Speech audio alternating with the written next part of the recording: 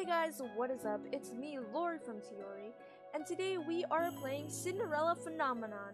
So let's just hurry up and get this thing started. We do not really need a tutorial since we usually play visual novels. So, once upon a time, in a kingdom far, far away, there were two crystals. One was the crystal Lucas, protected by the ruler of the fairies.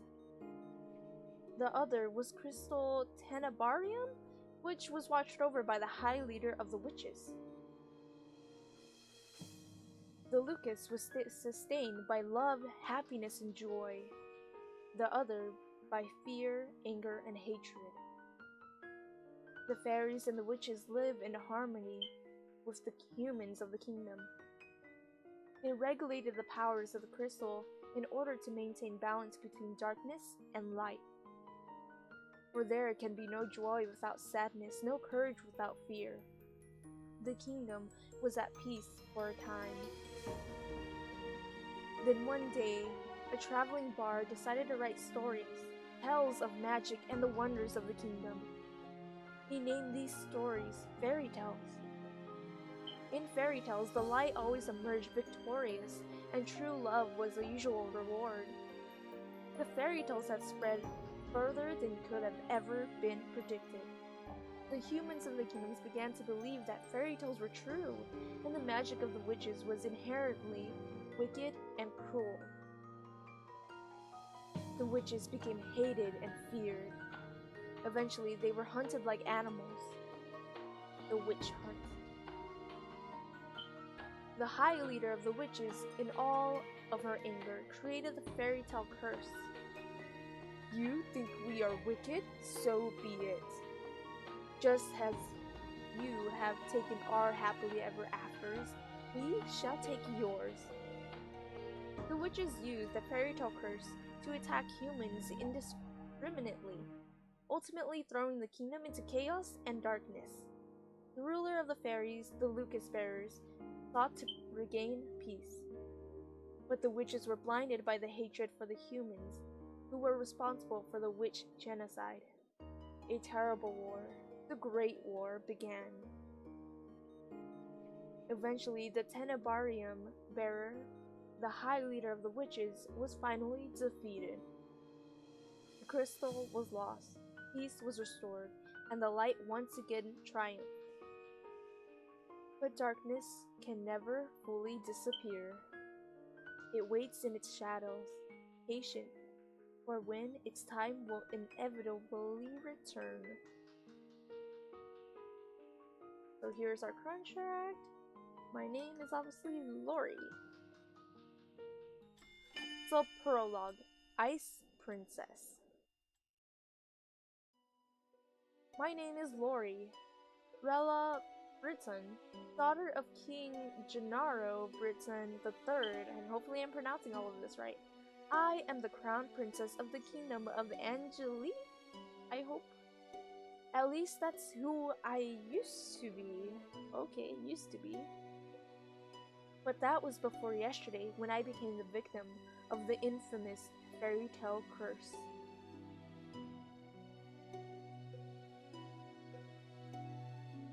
Everyone has forgotten my birthright. Now I am nothing more than a lowly peasant. I feel like I am stuck in a nightmare.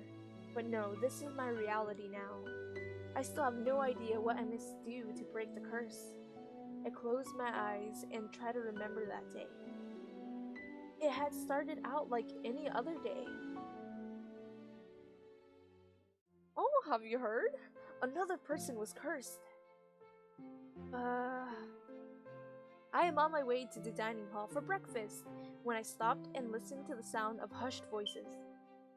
There were two maids standing next to each other with brooms in hand. These two are slacking off again. That's terrible. What fairy tale curse was it? They say it was Pinocchio. Pinocchio? The fairy tale with the lying boy whose nose grows longer? That's awful. You know, more and more people have been getting cursed lately. Do you think those wicked witches are up to something again? I thought the fairy tale curse would stop after you know who was defeated. Why can't you say her name? You two were hired to work, not talk. We're sorry, Your Highness. As can only be expected from the likes of them. Gosh, I guess I'm a snob and don't like maids. Another fairy tale curse. The fairy tale curse started spreading even before the Great War began.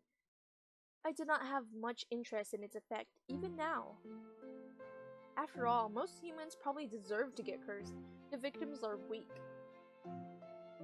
Angielle would be better off without the dead weight. Ouch, that hurts. You are the Crown Princess and you're just like, oh, I hate all of my citizens. And, oh, you should not be a princess. If it were up to Mother, the curse would have been banished from Angielle the instant they fell prey to it. Ouch, your mother is very harsh. But Mother is not here anymore. And she will not be back ever. Ever? Okay. Princess, the king and queen are waiting in the dining hall. I am on my way. The king, Ophelia, and Rod are all present in the dining hall. Someone is missing, but I ignore their absence. Good morning, Lori. Good morning, Your Majesty. Okay, you're a princess. Can't you just call your dad Dad, even though he's the king? Who cares? I guess not. Good morning, Lori. Lori? Ophelia. Ophelia Windensolve. Every day I wonder why my father, the king, married a lowly baker. She could never be a true queen, for she pales in comparison to my mother. Ouch, okay. Why don't you like anyone? Such a prick. I take my seat next to the king, then look up at the person sitting opposite of me. Aww! Such a cute little bunny rabbit. Rod Benedict Windensolve, my stepbrother, is bored and quiet as usual. He is 2 years my junior and is the younger of Ophelia's children. He is mute, and he uses a plush bunny to voice his thoughts. It was apparently given to him by a fairy. He minds his own business and is easy to deal with. But his older sister... My eyes go to the empty seat beside him. She is probably the most infuriating person I've ever had the displeasure of knowing. Oh, I'm sorry I'm late. I was reading and I forgot the time. And here she is. Good morning, dear father, mother. She doesn't sound too bad. I mean, all she did was appear late. I don't know what could be wrong with her. Good morning, Rod. Oh, and good morning to you too, Lori. It's a beautiful morning, isn't it?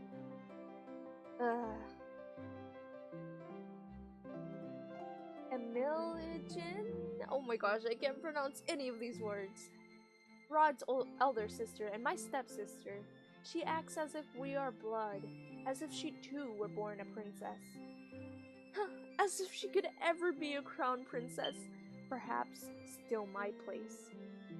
I will never let that happen. You're so vicious. Now that everyone is here, let us begin.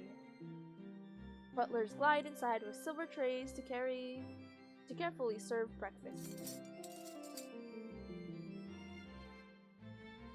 So, you were reading the fairy tale books that the king brought you? Oh yes, there are so many and they're all so wonderful. Thank you so much, Father. I am happy that you like them. I love them. It's so strange that the library didn't have any of them to begin with. That is because Mother hated them. She had all the books burned. Okay. What kind of queen was your mother? But why? They are such charming stories. Fairy tales mislead humans into believing that they can have things they do not deserve. Fame, riches, love, happily ever afters.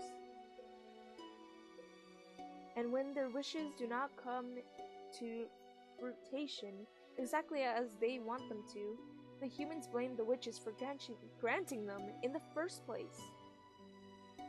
What are you implying about witches, Lori? The atmosphere shifts, the air in the room grows heavy. I continue to eat. Perhaps witches are not responsible for the evil in this world. Perhaps humans are the cause of their own downfall. Wow, what? I did not expect these words coming out of my mouth.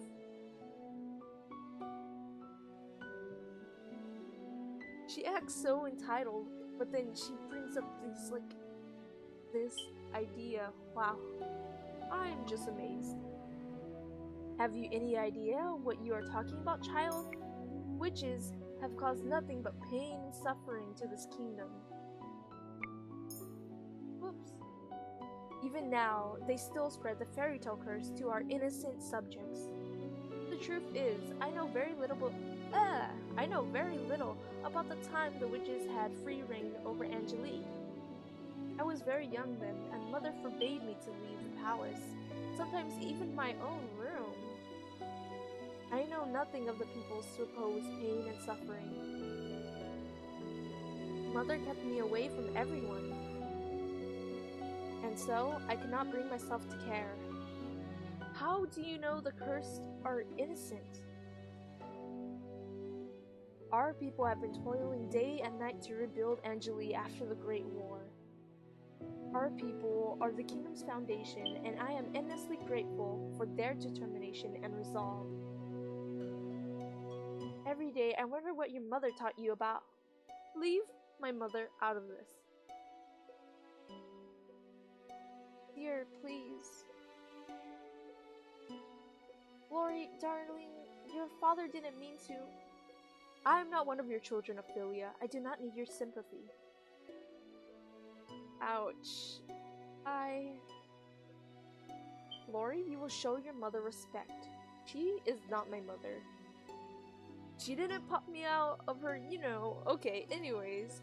I set down my fork and knife and stand up. I am done. Excuse me. My father and I have never got on, but our relationship has significantly worsened since he married the baker. My father, the king, it has been 17 years I have never felt any love for him. He treats those people who have entered our life 1 year ago like his own children, better than he has ever treated me. This has been my life ever since my mother passed away 4 years ago. She was the only one who was there for me when no one else was. If it wasn't for the accident during the Great War, she would still be here. Why the sour face so early in the morning, princess?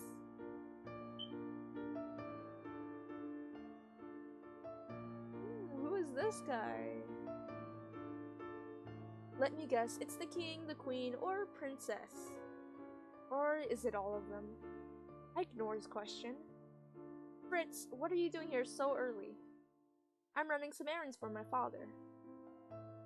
Fritz Gerald Aiden Leverton, son of the highest knight of the Order of Caldria. His father has served the royal family for many years. He is one of the king's most trusted advisors. 3 years ago, Fritz was assigned the honor of becoming my personal knight. His presence is the only company I can tolerate nowadays. Am I seeing some romance developing between you guys? You should wait in the throne room again. Thank you. Princess? Yes? I haven't seen you smile once since I met you. Why is that of any importance? Still, I do hope to see you smile one day, Princess. Well, I won't take up any more of your time. See you at 10. 10? Don't tell me you've forgotten. Forgotten what? You're going to town today, remember? I deflate as the realization dawns upon me. It has been 2 days since the king issued the order. Lori, I would like you to accompany the princess on one of her town outings. Surely you could send maids with her instead. I would not have requested you to accompany her if I was going to make the maids do it. I want you to make an effort to get along with your stepsister. She is your sister, and you will treat her and Rod as if they were one of your blood. 2 days from now, you are going to accompany her outside. I can't talk today. It has been 4 years since you last left the palace. I don't know how she's doing this. I would go insane. Ever since then, you would have locked yourself away. You barely even leave your room. Angielle was in the grip of war back then, but now the kingdom is safe and back to its former glory. I want you to see how beautiful Angielle really is. Lori, a princess must know her kingdom. Go, and she will show you the town that you will only ever see through your window. Is that an order? If it needs to be. Are we clear? Lori? Understood. The last time I left the palace was 4 years ago when the king took me with him to check on the people after the Great War had ended. I shake my head, removing myself from the memory. I am safe here. Princess, are you alright? It won't be that bad. The townfolk are good people. How can you be so sure? Man, I'm so grumpy and I'm such a prick. Times have changed, people change. That is precisely the problem. Mother never changed. She loved me until the end. Sometimes change is for the better, Princess. I think you'll see that today. If you excuse me, I'll see you later.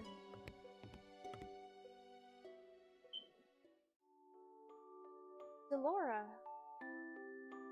I don't know who this is, and I'm just gonna leave it here since it's almost 18 minutes in. Thank you guys so much for watching. Make sure you click that like button and subscribe to my channel. See you guys soon. Bye!